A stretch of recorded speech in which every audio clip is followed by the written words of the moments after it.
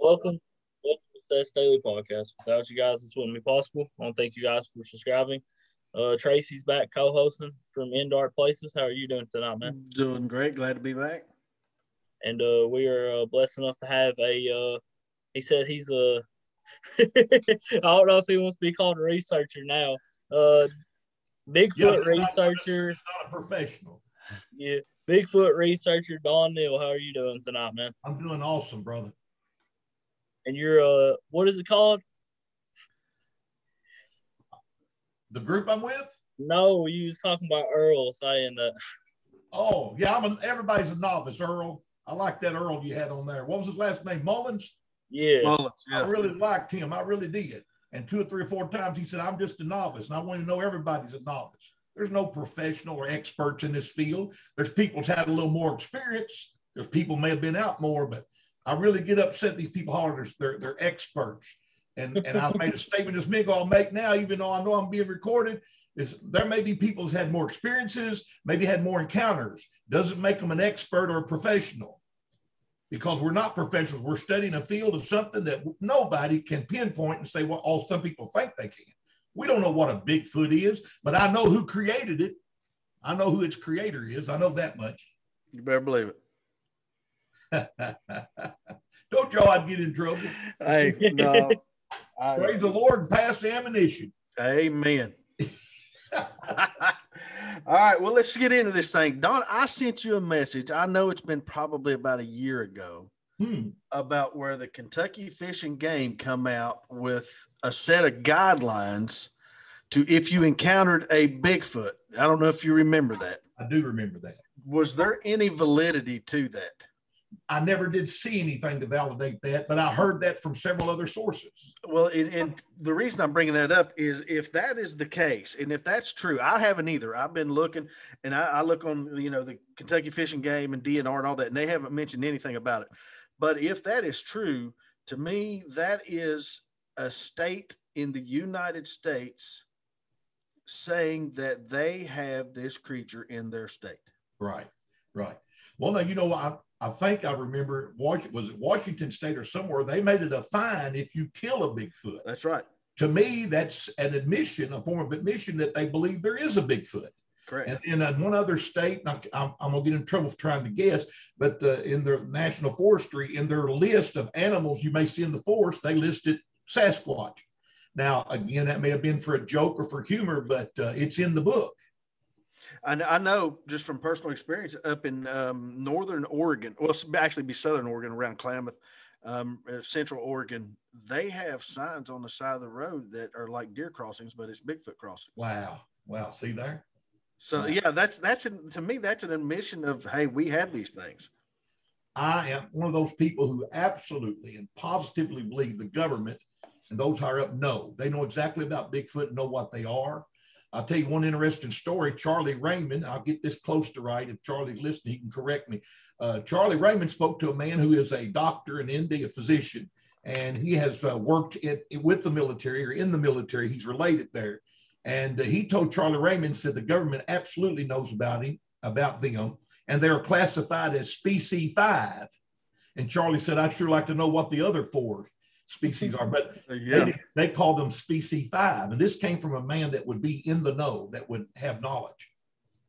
Well, if the government would admit that these things are real and that they have proof that they're real, they would be an endangered species, correct?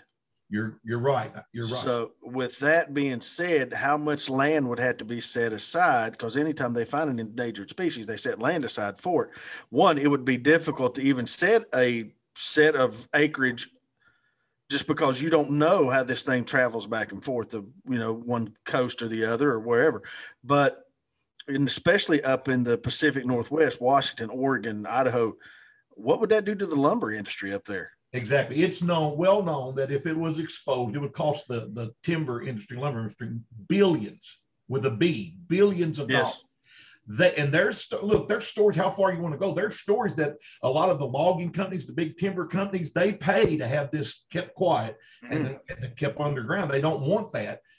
There's also a lot of people hypothesize that that's why we have a lot of the state parks and national parks we have, is there's places set aside by the government to have these creatures roam. Of course, the one thing is Bigfoot doesn't understand boundary lines. That's right. That's right. And you know, another thing, I'll tell you another interesting point though now.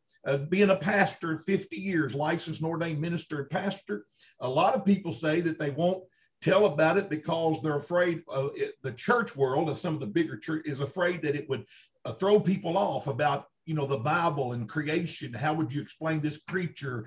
Is it the missing link? Blah, blah, blah, blah. But I think that's only people that's weak-minded in the Bible. Well, I agree, because they don't mention dinosaurs in the Bible, and we have proof that they were here. Absolutely. And the only thing I can contribute that to, and it's not that I believe in this, but this theory is a pre-Adamite world. I don't know, but it's a theory. And pre-Adamite, you mean creatures and beings being here before the creation of Adam, male and female. Correct. In my opinion, as 50-year licensed and ordained minister, and I study deep in the Greek and Hebrew, and especially Aramaic Hebrew, you're 100% absolutely right. This is not the first creation in Genesis 1:1 of the creation of Adam, male and female. That's this creation. That's right. This time. That's this revolving of the wheel. That's correct. And that's kind of my belief, but I didn't want to push my beliefs out there. So yeah, we're gonna get on everything. Seth said we're ready to talk about everything. We're gonna talk about everything. Yeah, speaking of Charlie, I had him on as well, and I asked him this question, and I know you don't care if I ask you it as well. Do you think there's a connection between UFOs and Bigfoot? A good question, and I believe Charlie uses a theory called now the words is going to slip me because he uses them great big long words that long. But causation, and I believe placement. But anyway, I don't know. I've spoke to Bigfoot eyewitnesses, and I deal mainly in Bigfoot, though I believe in a lot of other things. Again, if you believe it, you know, how can somebody believe in the Bible where donkeys talked and axe heads floated and say they don't believe in other things? Come on, man. God's a big, wide open God. We don't know the half of what God's got in store in the mysteries. But anyway, I've talked to witnesses about Bigfoot sightings, and by the way, they saw, you know, light in the sky. I have been on Bigfoot expeditions myself, out researching where there's been a Bigfoot sighting, and saw UFO, what I call UFO activity and lights in the sky. So I know they're both real. I believe in UFOs as much as I believe in Bigfoot. Absolutely. It's in my Bible. I believe it. Whether they're connected, I don't know. I've heard the stories, thousands and thousands of stories, and some of them say that, you know, they saw Bigfoot walk out of a UFO or a light shine down there. I don't know. I try not to knock anybody. I really can't say if they are connected, but I do know that I've seen what I call UFO activity while out in the woods researching, and it could be that I happen to be out in the woods in the dark researching. You can see a lot of things. You know, a lot of city people never been out in the country and know you can see satellites going through the sky. You can see the satellites. Yeah. You know, and so there's a lot of strange things, but I believe in UFOs absolutely as much as Bigfoot. Whether they're related or not, Seth, I really don't know. It's a hard question.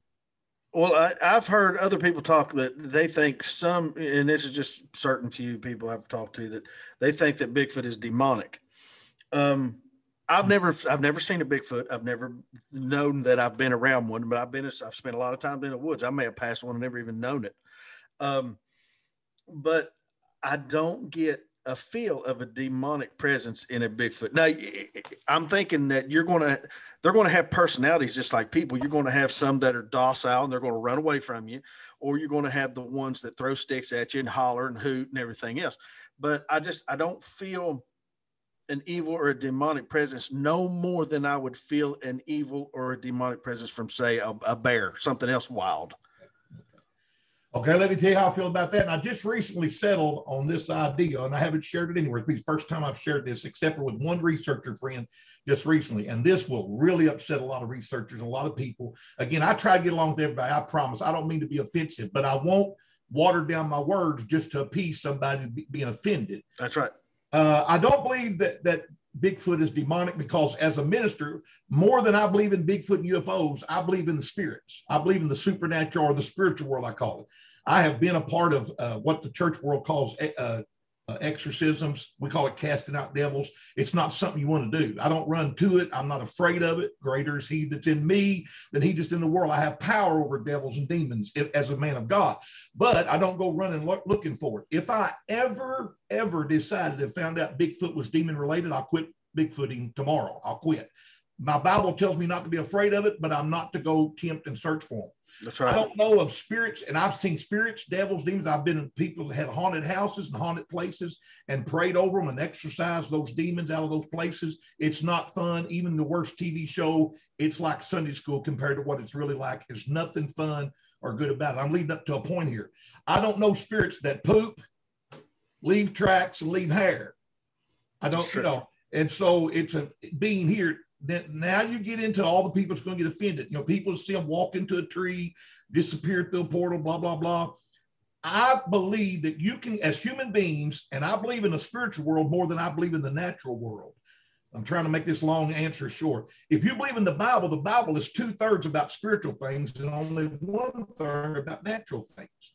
You have to believe in the spiritual, and I believe in the spirit world. If we could see, everybody that's ever lived and has ever died, their spirits can be out here visiting us. The angelic, the angels outnumber, the Bible said, the sands of the sea, the stars in the sky. If we could see, we would believe how crowded this thing is. And I believe also with demonic spirits. I believe hell is full. The Bible said it enlarged itself. Hell's the only place in the Bible, not even heaven, that had to get larger because so many people, evil spirits, devils, demons, dwell there. The Bible said hell hath enlarged itself. I'm leading up to a point. I believe there's spirits everywhere. And I believe they're prone to torment and fear anybody who's susceptible. Okay, to be susceptible, you have to open a door for them to come into. See where I'm headed? And I believe a person can get involved in UFOs, in Bigfooting, in anything, and get so involved, and you can get so wrapped up in it that you can open your mind and your spirit to something you may not be looking for. And so I told a researcher friend of mine the other day, I believe Bigfoot is, I don't know what Bigfoot is, but I believe it is a flesh and blood creature, again, that poops in the woods, that leaves footprints, that catches its hair on barbed wire fence. We can send off blood samples, get DNA study, and that's not spiritual. That's not a spirit. You can't get that from a spirit. A demon or a devil, you can't get that. And I believe some people get so far into it that when they go out and see a Bigfoot and it follows them home and pecks on their window, or they hear it in their sleep saying their name, there's no natural creature that can do that. Now, people see Bigfoot disappear. I'm a firm believer. I have some videos that I show in my presentations. That one is a simple octopus in the ocean. That dude blows my mind. For a while, I couldn't even believe it. I thought maybe it was Photoshop. This dude to be on rocky ground, he looks like rocks. He moves over to sand, he looks like sand. I don't mean kind of, you can't see him. You stand there looking at the screen and all of a sudden he disappeared. He didn't disappear. He blended well. I believe Bigfoot is the super expert camouflage hidden artist in the woods. And when we see them and then we can't see them, oh my God, he disappeared. No, we just lost sight. And I've had deer disappear. Oh, yeah. When I was hunting. Have my sight on a buck and he just takes a step and all of a sudden I go, where did he go? And you look, directly flags his tail. There he is, but I lost sight. Anyway, what I tried to say there, and this is controversial. I believe some people get so, you got to be careful. And they get so wrapped up in a certain subject that they open themselves up, and all of a sudden these things start calling your name and talking to you and stuff like that. That ain't no Bigfoot I'm after or looking for. I just don't, I can't. Now, that's my opinion, everybody. This is, I don't mean to offend you. If you got one on your back porch visit you every night, God bless you. I'm just saying right now, I don't believe that. Well, you know, I used to ghost hunt years ago, and that's why I quit, because my Bible says do not mix with familiar spirits. And to me, I got to thinking, you know, if I'm asking for the armor of God to be on me, but I go looking for these things, how much armor is God going to give me? Exactly. So I gave it up completely. I'm like you. I know the Bible tells me that there's demons here. There are demons that dwell on the earth with us. We just can't see them. There may be one behind you, Seth, one right here behind me right now. We'll never know. That's it. And you can mess up looking for them. I love the story in the Bible of the 7 sons of Sceva. If you ever remember that story, the Apostle Paul was going around casting devils and demons out of people. And these 7 sons of a man named Sceva, they were watching. They said, man, that's cool. We want to do that. They thought it was a cool thing. So they went and found a demon-possessed man. And the Bible said they got around him and said, in the name of Jesus, whom Paul preaches, come out. And the devil come out and said, Jesus, I know, and Paul, I know, but who are you? Yeah. The Bible says it whooped every one of them, tore the breeches off of them. They run down the road naked. Yes, that's what happens if you fool something you ain't supposed to be fooling with. The moral of that story is don't go looking for it. That's it. Seth, I'm sorry I started preaching on your program. I'm sorry. Oh no, man. This is my dad's a preacher, man, and awesome. Yeah, man. You definitely are not gonna hear me complain about you preaching or Tracy talking about the Bible or you talking about the Bible. I promise you one thing, Seth, I won't take up an offering. No funds needed. Hey, there was it may have been a year ago or so, you were live, and I don't want to give your location away, but it's by that hunting cabin that you guys lease. What an experience. And you actually, I mean, to watch your live, you were so excited you was about to bust, and you found footprints that you made cast of. Yes, sir, brother. I got it right here. So what I was asking is, once you got the cast, was it a true actual footprint? Yes, sir. May I show you? Yes, sir. Yeah, that's what I was actually about to ask about is actually, can we see the casting? I got this on June the 13th in 2019. My wife and I were down near Land Between the Lakes. We were not on LBL area. We were nearby in a very secluded cabin that's used for hunting. It's a hunting reserve. And we went there when it wasn't hunting season, and we go there and rest because it's private. There's no signal on the phone. There's 3 stations on the TV. My wife and I are boring people. Being in the life I'm in, I never complain. 50 years I've been a preacher, but I love to get away sometimes 2 or 3 days, utter seclusion. Other people don't stay there hardly. It's not a place, somebody wants to go have big fun. The first experience we were there, I made a howl one night and got a howl back. I knew it was squatchy looking woods, but I had no idea. There was no reports from that area. And then I'll tell you another experience. We were at the cabin one night. I got up at 1 o'clock in the morning to go to the bathroom, use the bathroom, and I'll be real quiet for my wife. And something goes wham and hits the side of that cabin. I didn't say anything. I went back to bed. When I got up the next morning, my wife got up and said, I got up about 4 this morning to use the bathroom and something hit the side of the cabin. I mean, slapped it hard. So we both experienced that. So that's what made me leave the cabin that day on June the 13th, 2019. And I just went walking through some trails and went up through there. There's some deer trails. And I got up on top of a plateau there. And I was walking along a little bit of a dirt path. And I thought, wow, that looks like a footprint. Surely not. I'm not that lucky usually. And I didn't walk 15 feet, and there was an imprint. I knew instantly what it was. I flipped out, as you said. I went berserk. I ran back to the cabin and got my wife. I went and getting what plaster. I had just a little bit of plaster of Paris. I even casted the print, went to town and bought some more plaster of Paris and drove back, and it was about a 20-mile trip, and put more on top of it. This print is 17 inches long. It's 8 inches at the toes and 5 inches at the heel. Here's the top of how you can see or what you're seeing. My picture looks like a postage stamp. Here is that print. Wow. That's huge. If I could hold it right, you see those toes? Can you see Oh, those? Yeah. It's pretty clear. I mean, an awesome, it came out awesome. Wow. Now, how deep a print was that, Don? How deep was it? That was about 2 inches.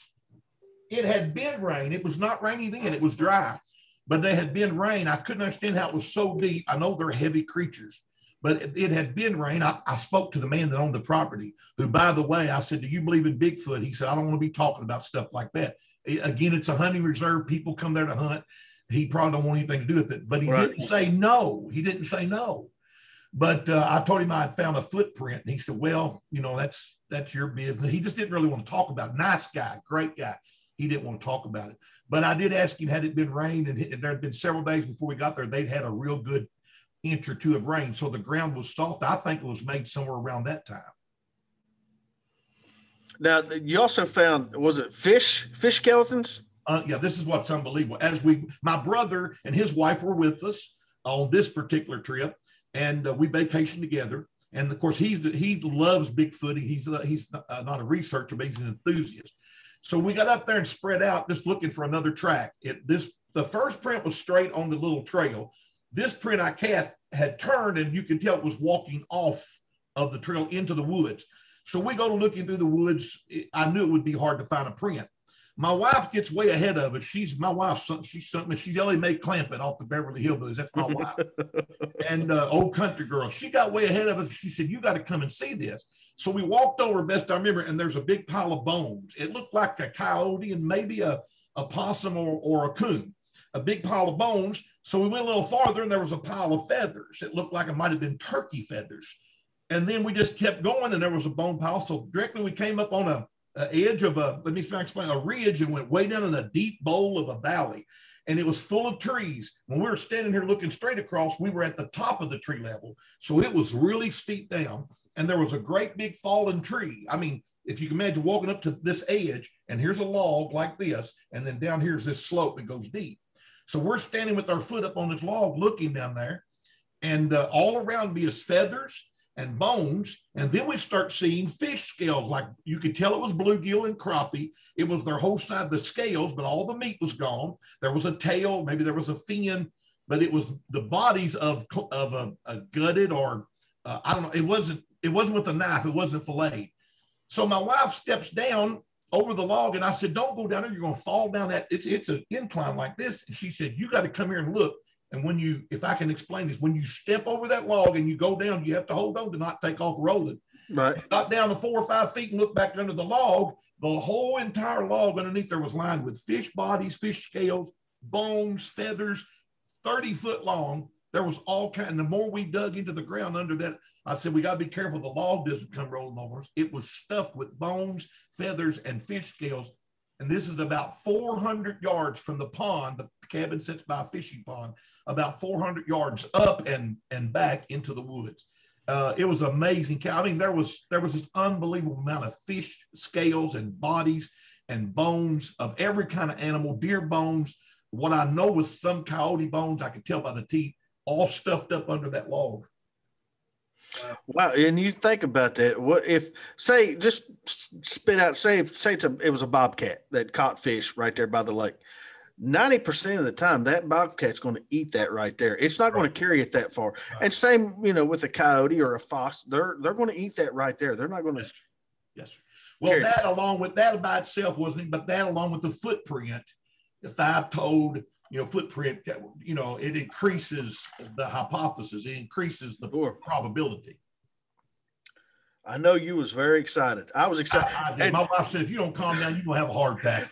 What was funny is you kept losing your feed and you'd have to stop and go back to where you had your feed, and then you'd start over, and then you start walking and boom, you were gone again. Yeah, AT&T, these cell phones have made me repent several times. I've been saved 5 or 6 times over these cell phones.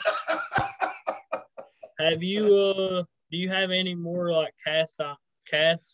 Yes, there's a great researcher up in Henry County, Kentucky. His name is Thomas Shea. And Thomas Shea has probably, they interviewed him and had him on Finding Bigfoot show. And let me see, not Matt, Cliff Barackman, who's got a big, I see you shaking your head, you know him. He's got a big collection of footprint tracks. He said that Thomas Shea has more than anybody he's ever met in his life. And here's one from, let me see here, Trimble County, Kentucky on October the 27th of 2014. Now, I'm proud of my print, boys, but it doesn't compare to this monster. That's a monster. Look at this. That's impressive. That's gigantic, guys. I'm saying that's 20 inches long. I should have took my tape measure. What's the guy's name that found that? Thomas Shea. He's with the Northern Kentucky Bigfoot. I believe how can I get in contact with him? Because just look on Facebook under Thomas Shea, YouTube. Listen, he is a researcher extraordinaire. Now, again, I'm gonna go against. I'm gonna contradict myself. There are no professionals. There are no experts, but there are people that are a whole lot more experienced in this. And Thomas Shea and Charlie Raymond, to me, rank right up there, just right up there. This Thomas Shea is awesome. He's the greatest tracker I've ever seen. And I've been to his house, went into his little garage building. It looks like some kind of a museum. I've never seen so many prints. Now look at this. Well, that cast right there, I'm saying 9 foot, 800 pounds easy. Get this. He has one in one of his research areas that he's been following for years. He named it Goliath. And he says this footprint won't even touch Goliath's footprint. Wow. Wow. But here is a print. He got this in Henry County, Kentucky, October the 24th of 2016. If I understand this story correctly, and I hope I'm right, it's not, I don't lie, fellas. I got bad memory. I got half timers. I understand. Hunter was hunting. He heard something in a ditch. He turned and saw Bigfoot. The Bigfoot put his foot down. He put his hand into the embankment and jumped plumb over that embankment out of that creek bed and took off. Thomas got there just a little while after that and took a cast of this handprint. Oh, wow. Guys, look at that. Look at that. And that's just the fingertip. Let me hold that. I don't know how you can see. Oh, yeah. We see it. That don't look like a bear. That doesn't look like a bear either. Oh, no. No, it's not even close. And a thumb. That's from Thomas Shea. I can't give him enough accolades. That's impressive. Speaking of Cliff, Cliff is supposed to be on the podcast during the fall. I'll be sure and watch that one for sure. Yeah. I subscribe to both of you guys' programs today. The Into the Dark, is it? In Dark Places. In Dark Places. I've subscribed today and hit the bell, so anytime you want to know about it. Yeah, me and Junebug do that show once a week, and then I get on here with Seth probably 3 or 4 times a week. So. I loved it. I've done watched several of your shows today, both of you. I went back and watched it. That's how I knew about the what was the man's name I said earlier? Earl. Listen, I'm really impressed with Earl. I'd love to sit down and talk with him for hours. You get in contact with him for sure. He has some Bigfoot witness stories as well. Yes. Well, I'm a researcher with the KBRO, Charlie Raymond's Kentucky Bigfoot Research Organization. And so when I get any reports, I'll turn them over, especially if the witness will allow us to do a report. I turn the reports over to Charlie. And I think we have right now over 300 reports on our page. We have right now, out of 120 counties in the state of Kentucky, we have reports from 100 of those counties now. But listen, I get lots of stories from people, especially here locally. I deal with Western Kentucky mostly, and I do go to Harlan County a lot just because I like to four-wheeler ride, and it's become a four-wheeler trip, squatching trip now that my 26th visit. Just a couple of weeks ago, I was there my 26th time since 2004. You should come to Knox County sometime and do it, man. I would love to. I'd love to. But I get stories that we've never made reports of that are, to me, just as good and even some more exciting than any report we've ever posted. And that's what I liked about the guy that was on your show. He shares these plethora of stories that he's heard from locals, people he said that would share with him that know you won't make fun of. I've got stories that's never been posted, just bunches of stories, unbelievable stories. So we go with all these reports. I think someone said one time there's about 17,000 reports. And if only one of them is true, Bigfoot is real. That was Tracy. Isn't that something? But the stories, I'll tell you a story. There's an elderly lady, not 20 miles from where I live here in Muhlenberg County, Kentucky. This was about 35, 40 years ago. She's dead now. She was up in her upper 80s, and she had 2 apple trees growing in her backyard, and she loved to make apple pies. Something kept stealing her apples. And now here in Western Kentucky, we just like y'all in Eastern Kentucky. Everybody's got a gun or 2 or 3. Yeah. And she had a double barrel 12-gauge shotgun, and something was stealing her apples. And she looked outside and saw this creature. She thought it was a gorilla or a big monkey, and it was taking her apples. She opened the back door and gave it both barrels, brother. She shot right at it in the chest, and it ran off screaming. But it never come back and took any more of her apples. But they didn't want that story posted. So there's a story that's never been posted. I'm sharing right here for the first time. I got a story. Is it okay to share these stories? Sure, go ahead, man. Yeah. Because I can't post these. I can't, they didn't ask me not to make a report, so you won't see them reported. There were 2 elderly, this is about 35, 40 years ago, Butler County, Kentucky, 2 elderly African-American women. They were both way up in years. I want to say one was 90 and one was in her 80s. Dear friends, they went to pick blackberries. And they got to the blackberry patch, and they didn't believe, I'll tell you what they said, they didn't believe in haints or monsters. Ain't that cool? They didn't believe in haints or monsters. And so they noticed the blackberry patch, all the blackberries out there was just a very few blackberries. It's something just taking all the blackberries. But they wanted them so bad. So the one most elderly lady said, the best blackberries are always way back in. You just got to reach in there. You'll get pricked a little bit, but you got to reach back in there and get them. berries. So they're going way up in their arms length, up into this blackberry, getting blackberries out of there. And the one lady is the younger lady, the younger one in her 80s. She reaches in and she's reaching and she feels something real soft and furry and fuzzy. And she rubs her hand up and down it. And she said, what in the world? And she takes and sticks her face in there and opens up and looks in. And this big old large creature is crouched sitting in the middle of this blackberry thicket. She said, I don't know how it was sitting in them thorns. And it had almost a white fur, light gray or white fur. And she said, it looked at me and she said, I promise it looked like it grinned. It looked like it just showed it wasn't showing its teeth like mean, menacing, right, but like a surprise, you know. And she said she backed her hand out and she looked at the other elderly lady and said, we need to go right now. And the real older, they're both elderly, but the more elderly didn't want to under protest. She said, listen, go to the car now. And they turn and go to walk into the car, and she's holding her hand. She's asking what the older ones, what's wrong? She said, we just need to leave. And the lady said, when we got to our car and we started, I go up down the road, I look at my rearview mirror and it stuck its face out and looked as we was going down the road. She didn't tell the more elderly lady until they were away from there that she saw some kind of a monster or something sitting inside of that patch. She was more surprised how it was sitting down inside that black. Me and you couldn't do that, but it was sitting in. She just happened to feel its arm. Man, that's an awesome story, man. Oh, that's I mean, that's a one in a million. You might as well play the lottery. Yeah, I pooped my pants. Yeah, but that just goes to show you that if that creature, I mean, even on the small side, 6-7 foot tall, is crouched down hiding in something like that, and you couldn't see it that close. I mean, you know, and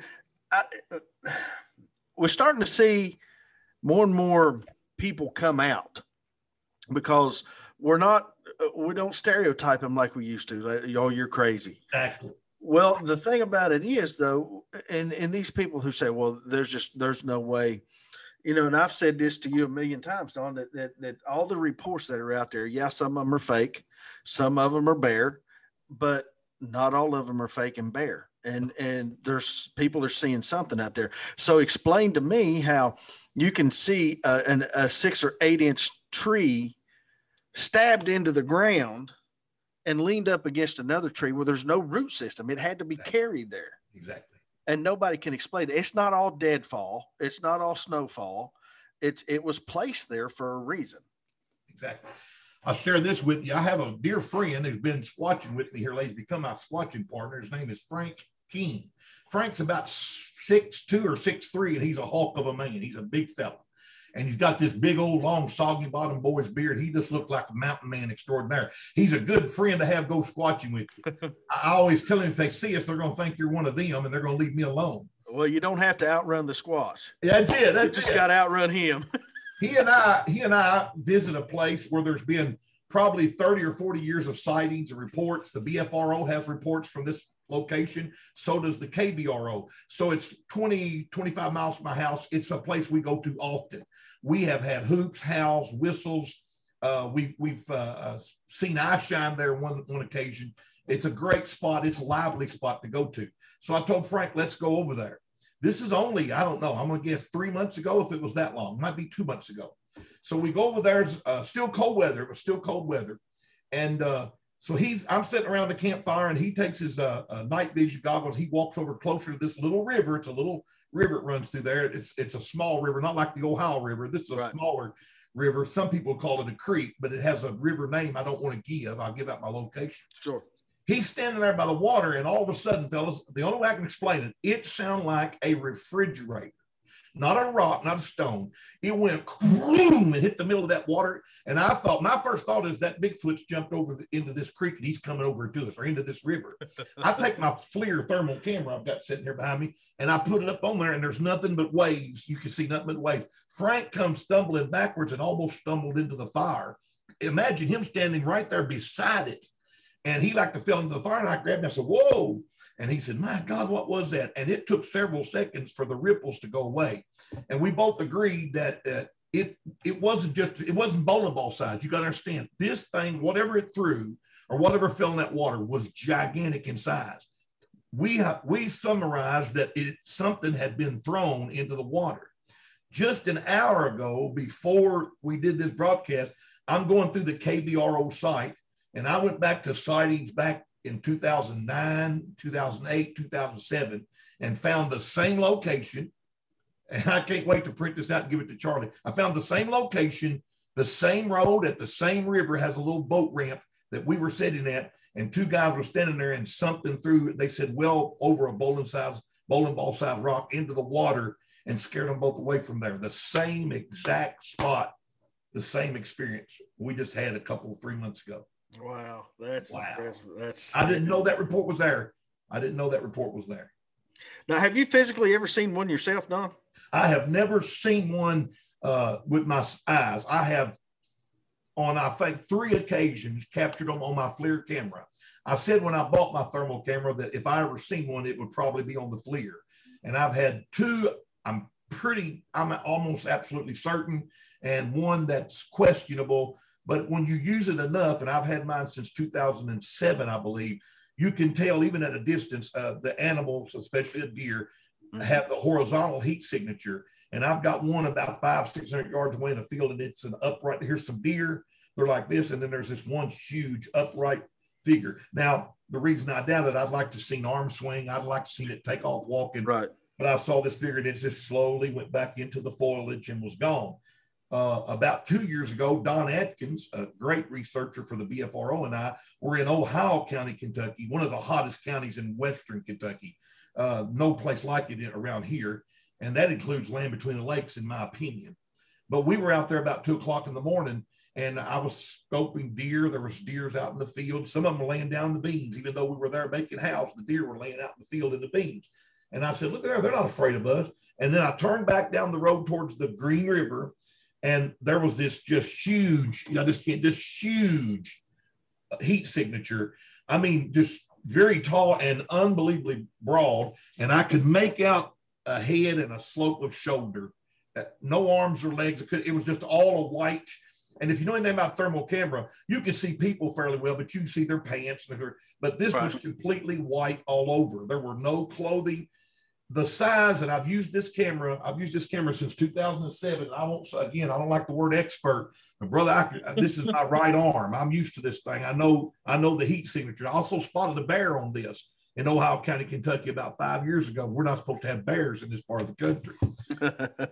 This was a Bigfoot. It was a place that has a name. I'm going to give out. It's a place where some other researchers have named it Bigfoot area. They have a name for it. They've even named it after a Bigfoot.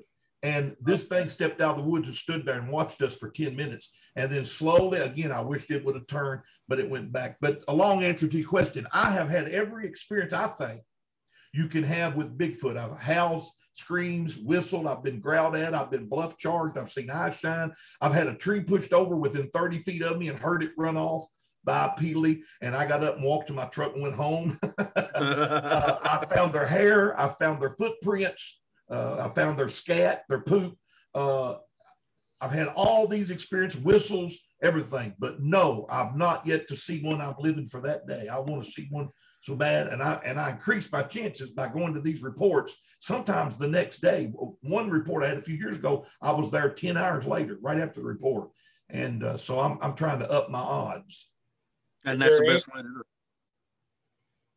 Is there any photos that you can show us of Bigfoot, or all well, of I'm not disclosed? I'm not set up.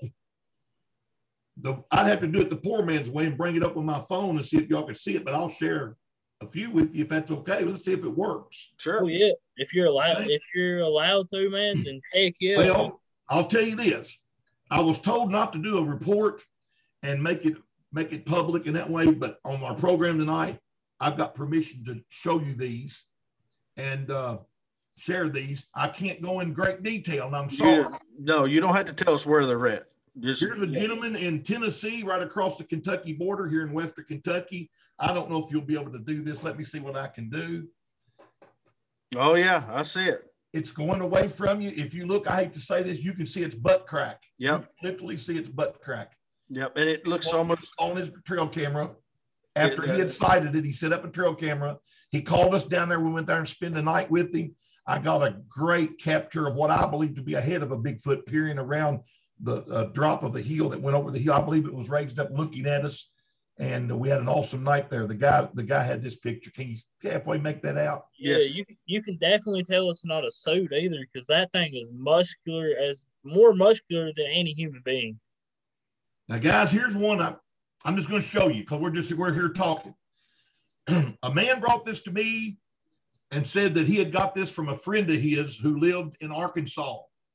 The man had called him and said he bought some new property and that he had found a dead body on his property. I got to be careful how I word this. He thought it was a person who was not a Caucasian. Gotcha. He thought it was a hairy person of a different race. Right. I'm just, I'm being very kind. And he said, I put it in this cave. I'm sorry, it was in this cave on his property. And he said, I think it's a human being dead on my property. And he showed the picture, what he took to this man. The man said, that's not a human being. It can't be.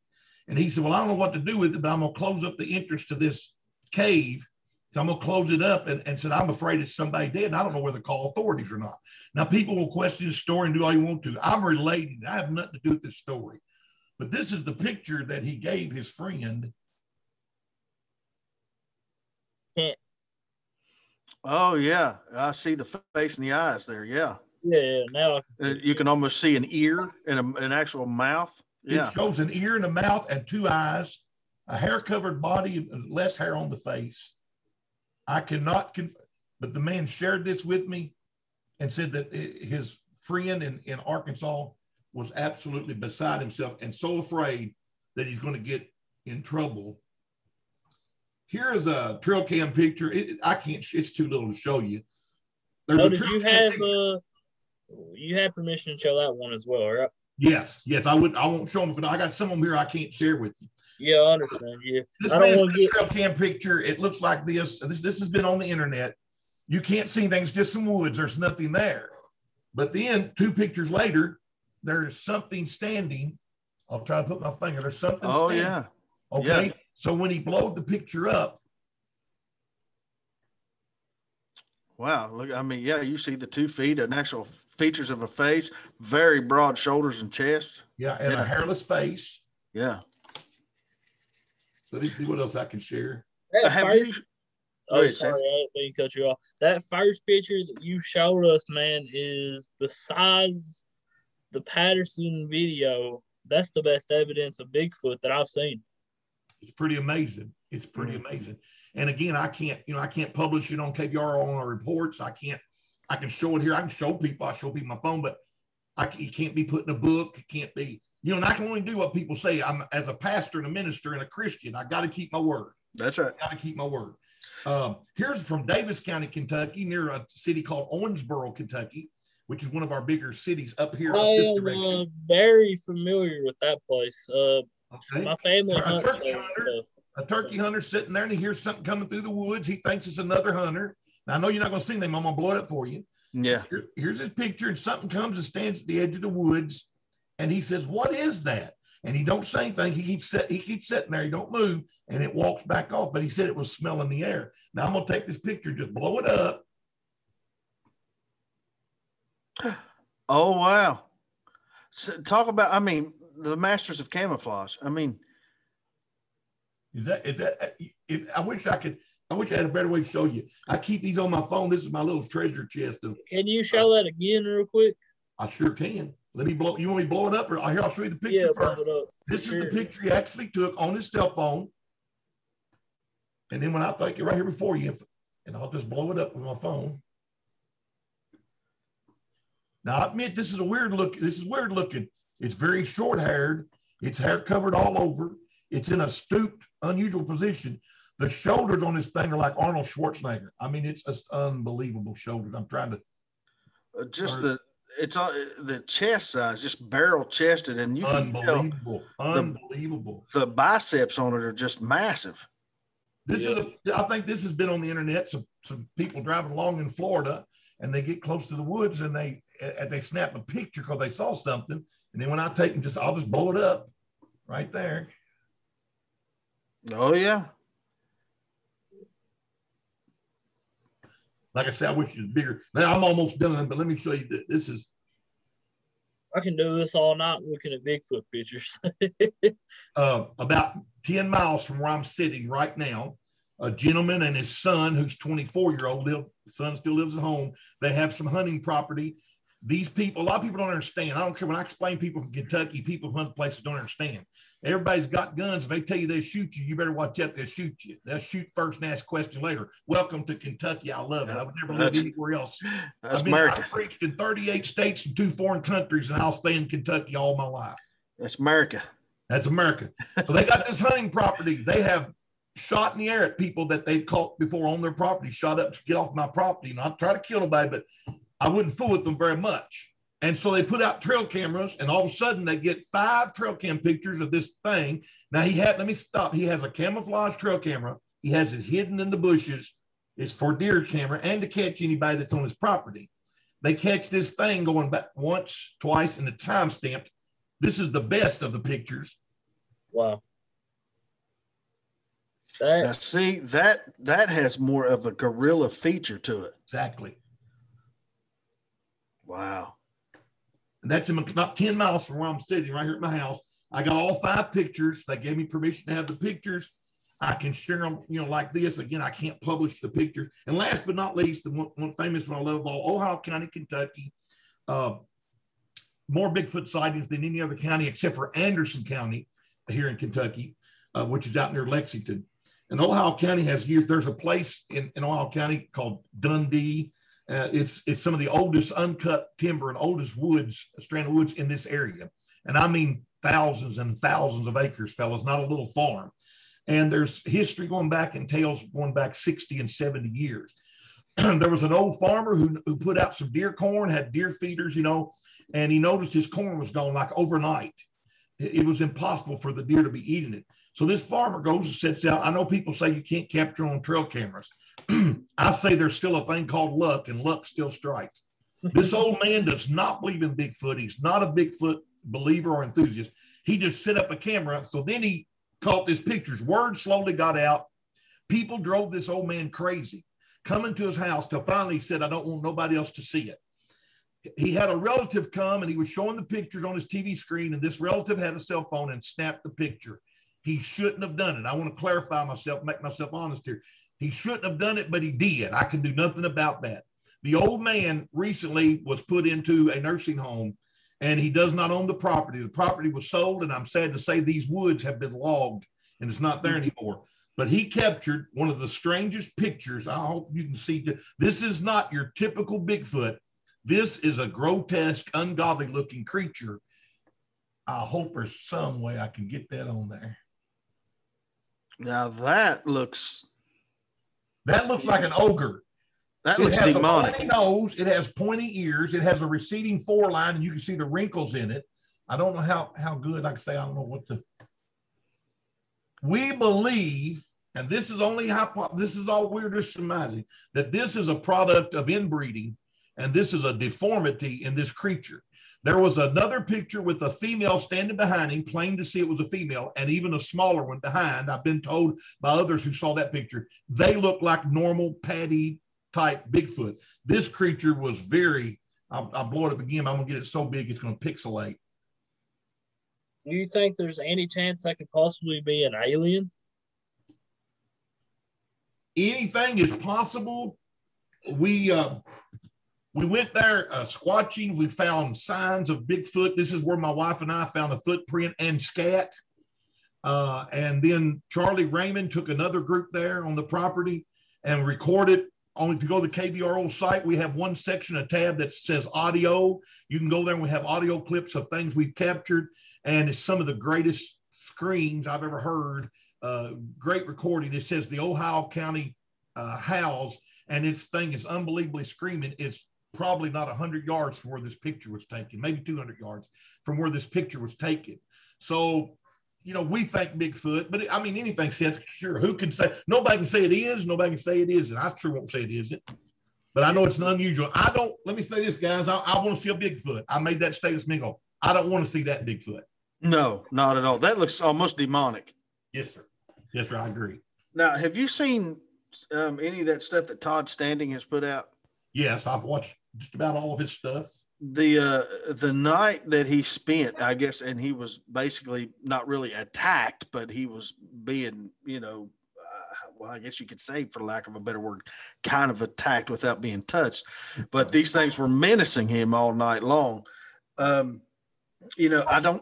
don't know him other than just what I've seen on YouTube and TV and stuff.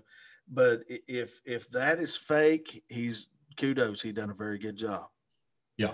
You're one of my pet peeves, guys. Look, it has nothing to do with me being a Christian. We are to be human beings. The Bigfoot community. Here's what I've almost left the Bigfoot community twice. And it's over this. We're eating each other up. They can't stand. This group wants to be better than this group. This group will. Somebody can. I say tomorrow, somebody can have a picture of a Bigfoot 3 foot from a camera, and other people are going to say that's a fake, that's a costume, because they didn't get it. They didn't get the picture. I hate that we turn on each other. I'm talking about the Bigfoot community. It's just dog eat dog. Mm-hmm. It's unbelievable. I want to say about Charlie Raymond. I'm giving accolades, and I'm not being paid to say this. He is one of the most honest and trusted Bigfoot researchers. That's why if he wasn't, I wouldn't even be a part of his group, because I don't want to be a part of a group. I want to just do what I do for fun on the side. This is my hobby. I'm a full-time licensed ordained minister and love my occupation, but I love Bigfooting. But I wouldn't be with some of these groups in the fight. And anyway, I don't like that. So Todd Standing is run down, bashed, slammed, slurred, yeah. And so his sister or his wife, somebody was a makeup artist. Oh, so that makes it fake. And you've seen this thing where they've got a camera and they'll show his Bigfoot and then they morph into Todd's face. And then they morph back, they transition back. And they say, there's proof. Well, another friend I know took 6 or 7 other pictures. I think one of them was Matthew McConaughey, the actor. And they put on it, and guess what? They morphed it into their face. You can morph it into your face, Tracy, or my face. Wow. I haven't seen that. Yeah, people want to prove. Yeah, look at I guess you'd look up Todd Standing the morph face into the Bigfoot. Just word search, but I've seen all. Listen, it's ridiculous. I don't know if Todd Standing's telling the truth, but I'll tell you what. Some of the best pictures, some of the best eye movement, some of the one that followed him out. So a lot of people don't give that picture accolade. He was on his way almost out of the woods. He went back and he's hid behind some sticks. Yeah. Listen, awesome picture. And these people burn me up. Say it's and people. You're going to get me started preaching. People that have seen a Bigfoot, God bless them. I want to see one. They're so blessed. And I've seen them get on Facebook, on a lot of these sites, and they're about burning me out. And they'll say, that's not what a Bigfoot looks like. I saw one. And I try to tell them, Bigfoot's not made out of a cookie cutter. Look, all the Bigfoots aren't just patterned after a duplicate off an assembly line, so it don't look like the Bigfoot you saw. Don't shame yourself by saying that's not a Bigfoot, it's a fake. Mine didn't look like that. Well, how ridiculous of you, how narcissistic and conceited of a person to say that. We've got here in Kentucky, we've got sightings of black hair, gray, cinnamon, like a lab. The reddish tint is more than all of our reports, mostly the reddish tint, like a lab, tree bark color of a tree bark. And we've even got a report not long ago of one solid white with black tips on the end of it, 10 foot tall. I'd love to see that. Now, how hard would that to hide? To be solid white out in the woods. White. I have a great friend that lives in Ohio County who he and his friend went fishing in one of the stripper pits I fish at all the time. I have a closed down coal mines, Peabody Mines, and they got the boat pushed in the water and they look over in the bank and there's a small, about 4 foot tall, black hair covered creature. And my friend didn't know a lot about Bigfoot at the moment. He looks and behind it stands up this big tall one, about 7 foot tall. And he said, I swear it looked like the color of a blonde mop, like it looked like a mop. The hair on it looked like the mop, an old used mop that strands get, and it was blonde in color. So, somebody say, well, that's not a Bigfoot. Mine was black haired. They're different colors. I've heard of facial skin being black, being like an American Indian. Noses look like a European. And then some not quite white, but lighter. So I'm just trying to, though they don't look the same, doesn't mean it's not real. And Todd Standing could be or couldn't be, but people just swear and say, that's a fake. Prove it's a fake. Don't prove it's a fake. And that's Paul Freeman, they make fun of Paul Freeman's video. I believe that's real. I give them the benefit of the doubt. I believe the Paul Freeman videos is real. Are you getting any reports of these things coming more urban? Absolutely. And I believe we're encroaching on their land, and I believe they're losing space. and they're going to be seen more. And I believe that also there's more people believing in Bigfoot now than ever before. Listen, more than 20 years ago, we've got more groups out. There's more people out Bigfooting. There's more screaming and yells and hollering going on in the woods. You know, the big thing, I speak to a lot of Bigfoot groups. They're out researching, they make a howl and they get a howl back. Come to find out it was another group. So we got to be real careful, you know, about our howls and our return calls, because so many people are doing it. So the odds are rising that people are seeing them. But I absolutely believe they're losing their urban area, their rural area. They're having to come in. Some are opportunistic feeders. A lot of reports of them being in dumpsters, you know, being around stores on the outskirts of towns, going through the garbage. And I don't know if they're running low on food, but yes, to answer your question, yes, lots more of our reports coming into towns on the outskirts of towns than there used to be. Well, you know, we just had a bear here not too long ago, and that was the big thing. The only reason it was coming into town was to eat, to get into people's garbage and stuff. Yeah. And you know, if a bear is opportunistic like any other creatures, I mean, look at the problem we're having with coyotes coming into town and getting in your trash. I mean, why would that? Well, that shouldn't be any different for that. Yes. Bears are awful around where I live. I mean, you never know if it's bear or Bigfoot, because this would definitely be good Bigfoot country for sure here in Eastern Kentucky, man. On some of my four trips the last year to Harlan County, on one trip we saw 16 bear. Wow. And again, we don't see them down here. We don't have them here, so it's great. It's just great. And my last trip, we had one run right in front of the side by side. I had to slow down, or I would have ran right over him. He was a juvenile. He was an adult. But, you know, I could see where people could get confused. And one of the bears we saw when I saw the 16 here a few months ago, I think it was last October, it stood up on its hind legs and stood there for several minutes. Now, it didn't walk, but it stood there. So, you know, somebody that's not familiar might say, well, that might have been a Bigfoot. But the snout and the ears pretty well give it away. And even if a bear is standing up and it does walk, it's got a very wobbly gait. Yes. And it's not going to run away on two legs. It'll drop down to all fours and take off. Where Bigfoot reports, I mean, they're talking that it can bound across a 2-lane road in, you know, 2 or 3 steps. Right. Yeah, bear walks like Otis from Andy Griffith. Good point. We had a great report not long ago, and now more people than just KBRO got this report. But you know, I love people. I study people. I mean, I've been around people 50 years preaching, and I'm fairly good at weeding out a liar or somebody who's stretching the truth. Not every time. I'm not saying I can't be fooled, but Charlie got a call at the KBRO. We got a call maybe a couple of years ago, and the young man had been in the military. He was out and retired, and he said, I got to get something off my chest. And if y'all heard this, we got it recorded on our KBRO site, www.KentuckyBigfoot.com. KentuckyBigfoot.com. We've got sightings listed. We deal only in the state of Kentucky. We've got sightings listed by counties. If anybody listens to your podcast set, they can want to know if they have any sightings in their county, go to that site and go over and list it by counties. You can see reports in your counties. But this guy called and said, I got to get this off my chest. And when he was in the military at Fort Knox, they had an incident where they were going through the woods. There's large, huge woods at Fort Knox, and people raise marijuana. They sneak on, I don't understand that. They sneak on the military base in these real secluded woods, and they're growing marijuana. So the state police had a helicopter up and a heat signature. They was heat signature, and they said, we'll fly over and look for these marijuana patches. Y'all come behind us and destroy them, the National Guard. And so they called and said, we've got some live ones up here. We've caught people up here, the helicopter radio. So they zoom up in this half track, 6 or 7 soldiers, best I remember, he said. And then when they top the hill, they see these 4 creatures standing there, and they know instantly they're not humans. And this soldier begins to, have you heard this, by the way, Tracy or Seth? Have y'all heard this? I have not. Don't hear the phone call. This soldier's talking to Charlie. He goes into detail, I mean, about the clothing, the half track, 1.5 ton. He tells the kind of guns they were carrying, and it makes the story even more real. I'm botching it, but let me finish the gist of the story. The big male was about 8 foot tall, huge shoulders, like 4 foot wide, and the female was down on the ground, and her foot was caught in a bear trap. These people that raise these marijuana crops put out bear traps to capture people trying to steal. She was caught in a bear trap. The man said she had been caught for a while because she had tried so much to get out, it was down to the bone. He said her leg was about to come off. The big one was trying to help her out of it. And then there were two smaller, he considered juveniles. They were, I believe, black in color. The two big ones were different color, maybe a brownish and a red. Go get the report and you'll see I'm telling it right. And then there was a baby one, a small one. It was walking, but it was the tiniest of all.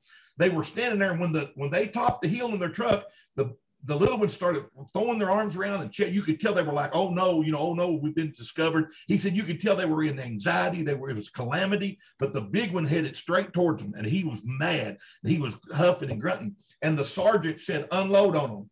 Said, what's the military term? Anyway, he said, we knew then to click off safety. He said, we started unloading our guns into him. He tells about shooting the big one. You could see the purple dust coming out of its side of its head when the bullet would penetrate through its skull. And they killed the four of them. As they were going down, the mother had been waving the little one off, and the little one ran off into the woods. And they caught all four of them and killed them. And he said that the sergeant came over and he said, what is it? He said, we're not going to talk about it. Again, I'm giving you close to the details. The story is more amazing than I can even make it. And the guy said they came back, they took off all the soldiers, they had them take off their clothes. They made them get in the shower and gave them these chemicals to clean themselves with.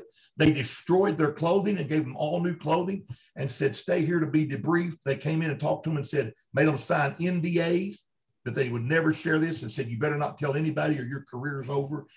In the National Guard. And he said they came in a large, huge 18-wheel truck, I believe it was black, and carried these bodies off from the base.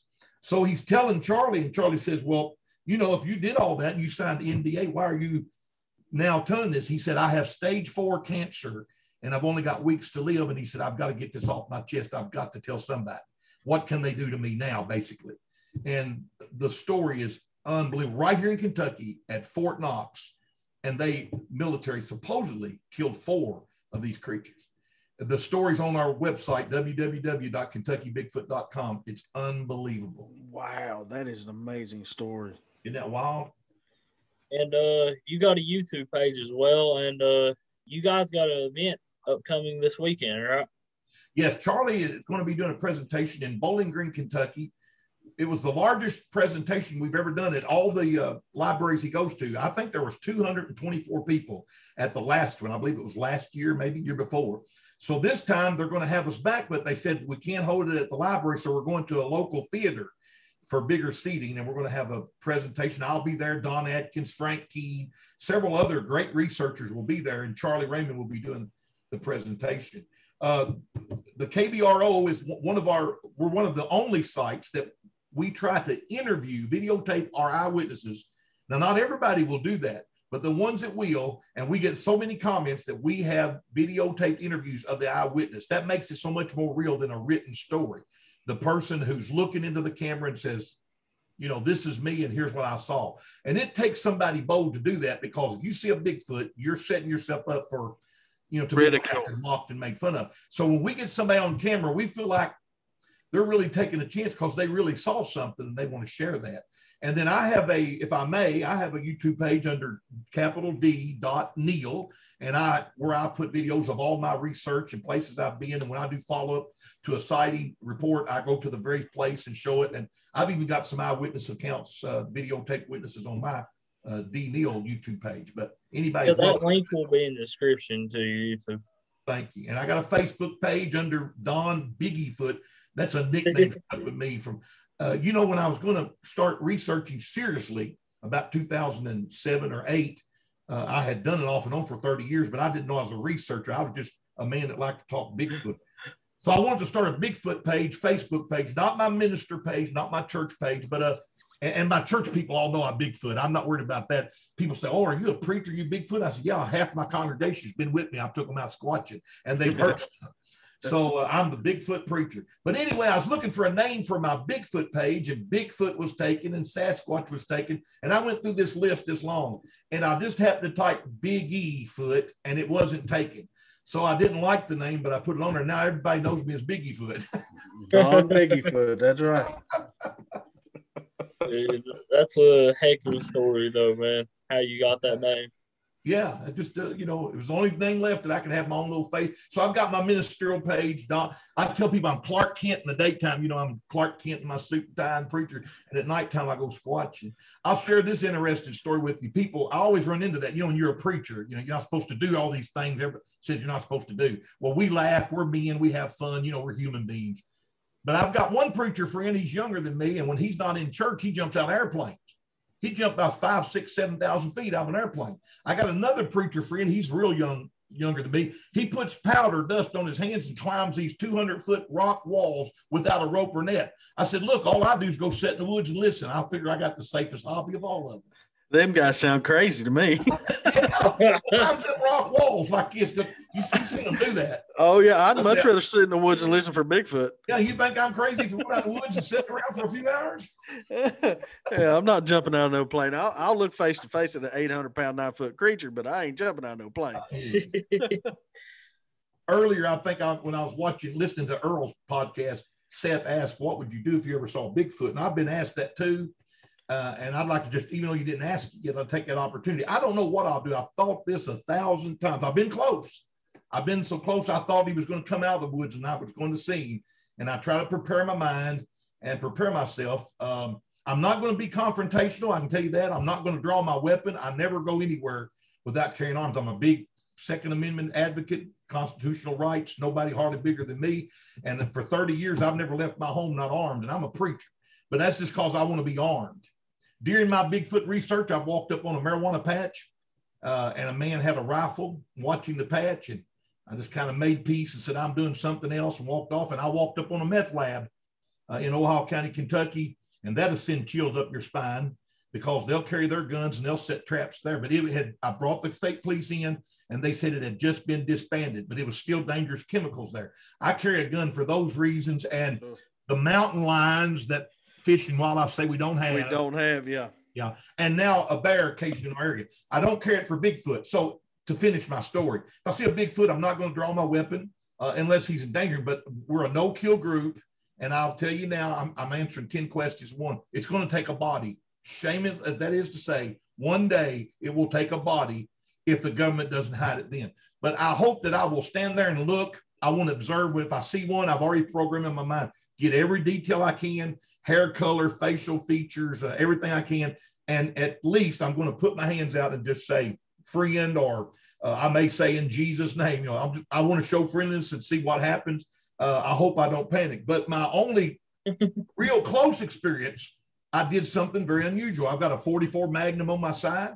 I've got my thermal camera. I've got my back set up to a great big tree. The tree's this wider than me. And I've been there for 2 hours at least. And I don't hear a sound. And even the bugs aren't sounding off. And I knew then that was an alarm, that there was nothing, tree frogs, nothing. And then all of a sudden, this tree just right behind me, I knew instantly, it goes, boom, and hits the ground, it's right behind me. And then I hear, I mean, just easy enough to visualize, something huge walked around. And I stood up and I walked about 100 yards to my truck. And I drove off. And I was halfway home and I thought, what am I doing? What are you doing? That's what you were out there for. Why didn't I turn around and chase it? Why didn't I? And I can't explain to you that the fight or flight, I just got up and walked to my truck without thinking and was halfway home before I said, what are you doing? That might have been the good Lord saying, Don, this is not the time. Well, a good thing I listened. But so that's the only thing that makes me wonder if I won't run, because I didn't even see that one. I don't believe he tried to push the tree over on me. He was letting me know, get out of here. You've come too far. And again, I was in a location where there's been years of sightings, even recently. And I was there by myself. I couldn't get nobody to go with me. Let me tell you what, I don't care how big of a man or who you are. It takes a man when you go in the woods by yourself at nighttime out there. You better believe it, buddy. You better believe it. There's been many times I've been deer hunting, and you get in the woods before daylight, and sometimes you get there a little too early, and you got to sit there about an hour or two before daylight, and your mind goes to wandering. Hey, that brings Tracy bringing that up. This past deer season, the first day of deer season, I got into my hut an hour early. I take my thermal camera and I love to watch the deer. I watch them for an hour before the sun comes up. And I got in my deer stand, and it's 1 minute till 7, I believe it was. I got a wood knock, and 1 minute later, it was in front, straight in front of me towards the Green River. And then 1 minute later, off in the valley, deep over beside me was a return knock. And I never saw a deer again. There was no deer. There was no movement that morning. I came home and got COVID, and I was down for 12 days. Oh, wow. Never got to hunt the rest of deer season. But opening morning, this of November 20, that would have been 2020, I had 2 wood knocks, 1 minute till 7 and 7 o'clock, sitting in my deer stand. My deer hunting place, I found Indian teepees. I found structures. I've got a great eye shine picture. There's a lot of Bigfoot activity on my 100-acre lease in Ohio County. Right. So I get to Bigfoot and deer hunt. But what I was going to tell you about that, it sure makes you cautious when you get there. I like to get there an hour or two early. I literally have said in my stand an hour before even the crack of dawn. But you'll think twice when you think there might be one out there in the woods. Even though you're carrying a gun, I mean, you're still, and it seems like me, I bow hunt a lot. So, you know, you only get one shot. You know, if one's coming at you, charging you, you only got one shot, and that's it. You better make it count. I love to tell my Bubba story. I've interviewed over 100 witnesses. It's one of my fortes. I love to brag about, if I may. I believe Bigfoot mostly. Somebody asked me, why do you believe in Bigfoot? It's not the tracks I found. It's not the scat even. It's not all the experience I've had. It's the witnesses. Yep. I've interviewed people from 5 years old to almost 100 years old. I've interviewed people that were business owners and wealthy and had lots of money, to people that didn't have a pot or a window, if you know what I'm talking about, the old saying. I've spoke to people that's college educated that had sightings, and people that can't even write their names. And all these people and their stories, and when they talk to you and people stand in front of you, grown men start crying, tears going down his face. When a grown man tells you, I'm going to tell you my Bubba story. I went and seen him. The mother said, you come and talk to my son. He had a sighting. He's pretty shook up. This man's in Eastern Kentucky. And I go in, and she calls him in the house. And listen, I love Eastern Kentucky. Listen, I don't make fun of anybody. I love them. I got guys that used to take us four-wheeler riding, and I tell them, just talk so I can hear you talk. They say, there's a bar in them hills, right? Way up under on there's a bar. Took me a while to learn they meant bear. Listen, I love it. I respect them. But what I'm saying, I appreciate their language. I even watch videos of Appalachia and the language. I love it. I love it. So anyway, she calls her son in, Bubba. This guy walks in, and he's a Bubba. He's at least 6'4". He's got to weigh 320 pounds. His neck is bigger around the top of my leg. This guy comes in, got coveralls on. One of the galluses is unloosed. He ain't got a shirt on underneath. He's part fat and part muscle built, boys. Listen, he's Bubba. Corn fed. Yeah. Oh, listen. He comes in, and I love to tell the story. I look up to him and say, how you doing? I mean, I go, how you doing, Bubba? And he says, fine. And his mama says, Bubba, you tell this man your story. And he put his finger in my face and said, you better not laugh at me. And I go, no, sir. I don't know if y'all can see me looking up. I go, no, sir. I'm not going to laugh at you. And he's at his hunting place. And he tells me, I got a hunting place, and he plants these certain kind of, y'all understand this better than me. He plants certain kind of food that makes their antlers grow bigger. Yeah. He's killed trophy bucks. He said, I'll fight anybody I ever call on my property. He said, and I'd shoot a man if I called him in my deer stand. And I believed him. I believed every word he said. And he's telling me this story. Now, get this picture of this hulking man, because I'm going to tell you something you're not going to believe. He said, and it was in there before daylight, and as it got daylight, I heard something coming through the brush, through the thicket, and said it sounded like a tractor coming. He said, I thought maybe it's a buck in heat, maybe a big widespread. He said, I got a 30-06 with a scope, and I'm a good shot. He said, and I stand up, getting ready for it to step out. And he said, out steps this big old giant creature, looked like a gorilla. We get that more than anything, more than bears. We get it looks like a gorilla. Oh, wow. And he said, it's 7 foot tall at least. He's bigger than me. Well, I'm already impressed. He says, and this thing is walking out. And he said, I'm going, what in the world is this? And he raises his gun and puts the scope on it. And he said, it looks like a human being.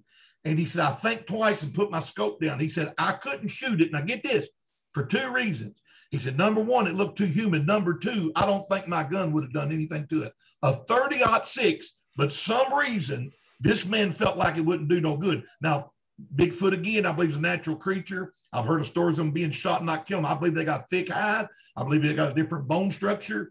But a 30-06 might have could do something. But the point I'm trying to make, it made him feel like his gun was inadequate. It made him feel small. Exactly. And he put the gun down, and listen what he said. He said, preacher, I wet myself. Now, listen, guys. A lot of people tell a lot of lies, but most people don't tell a lie to make themselves look foolish or slight themselves. Right. When a man is that tall, that big, and he's done put his finger in your face and said, "Don't laugh at me," and he tells you he wet himself, listen, he wet himself. And I didn't laugh. No. And he said, it turned and walked away. And he said, I come out of that deer stand and come home. And he said, I won't hunt there anymore. I'll never hunt there ever again. That man saw something. I know people. That man said he would fight somebody or shoot somebody that got in his deer stand. He said, I'm never going back hunting again. That man saw something, and to tell me he wet himself. He didn't see no bear. No. Do you really blame him, though, for wetting himself? No, not at all. Hey, I've got a videotaped interview on my website. And I believe it's on the KBR. No, it's on my website because he didn't want a story posted on KBRO. You can go to D Neal YouTube channel, and there's a man. He's about 6'2". He lives in Kentucky, but right across the Ohio River in Illinois, he has some farming and hunting property. And he was hunting with his coon dog, and his coon dog, he let it out of the truck, and it jumped back in the truck. I'm going into another story. Y'all tell me when to shut up, okay? No, you go right ahead. He lets it out of the truck. I made this post and so many people got mad about this, but you got to be country. You got to understand, I'm not for abusing animals. But his coon dog got out of his truck and it went on and come back and jumped back in the truck. He grabs it by the collar and jerks out and said, you're going to hunt. You know, it picked big money for a coon dog. The dog goes off and goes around a little bit and comes back to him again. So the man kicks his dog. Get out there and hunt. All these animal lovers, these people, they don't. When I tell this story, They don't understand. Get a life, get over it, grow a backbone. They don't understand what our life's like. Right. So he kicks the dog, get out there. You know, he treats his dog good as the people treat a human, but his dog ain't hunting. He kicks it to get out there.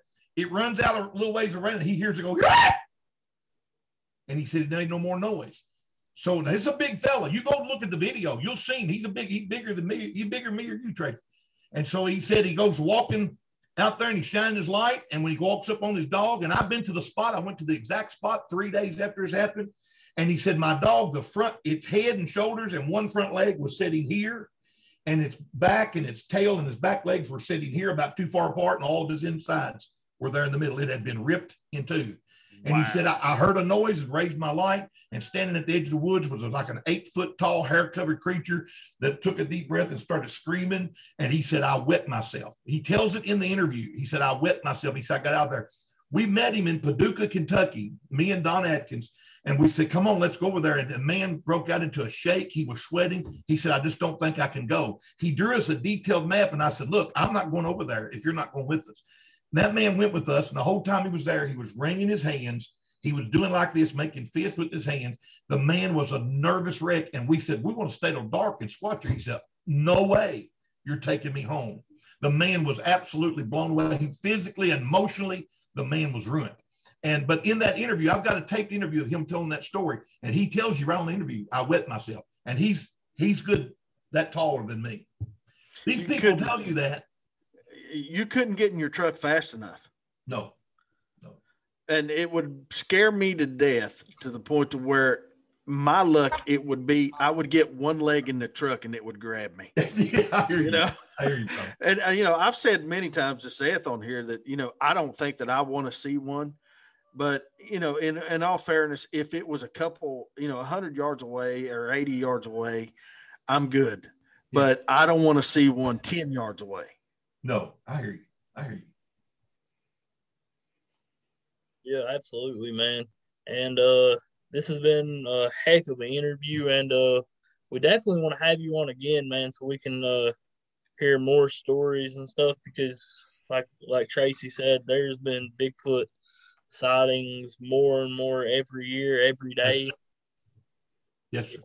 We get reports all the time, weekly. Weekly, we get reports at the KBRO, and I take care of the ones in Western Kentucky, and in my county, there's not been a lot of sightings. Matter of fact, my county was one of the lowest counties, but in the last year, I've had, I think, 3 sighting reports in the last year, one of them not 2 miles from where I'm sitting right here now. So I'm going, come on, McLean County, come on back. And I enjoyed this, Seth. I can't thank you and Tracy enough for inviting me to come here. I hope I don't offend any of your audience. It wasn't my intention. I got to be honest, If they're that soft, then they probably weren't listening to begin with.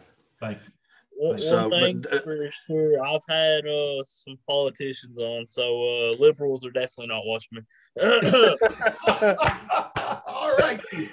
But hey, Don, it's been too long, man. Let's keep in touch. Let's not make it as long as it has been. And I watch your stuff all the time. So thank you, brother. But yeah, it's good to see you again. Good to see you're doing well, and hopefully we'll be able to do this soon. Let's stay in touch, brother. Tracy, what do you got upcoming within Dark Places? Got a new one coming out tomorrow. I'll keep it a secret until it comes out. We're actually doing another show tomorrow. I think we're doing the Montauk Island, Montauk Monsters, and things like that. You can hear it on iTunes, Spotify, YouTube. In Dark Places. Yeah, and In Dark Places will be in the description, their YouTube, and so will Don Neal's. And I want to thank Bigfoot researcher Don Neal for doing the interview. I want to thank Tracy for co-hosting. Check out In Dark Places on YouTube and check out Don Neal's YouTube as well. Y'all have a good night, and God bless.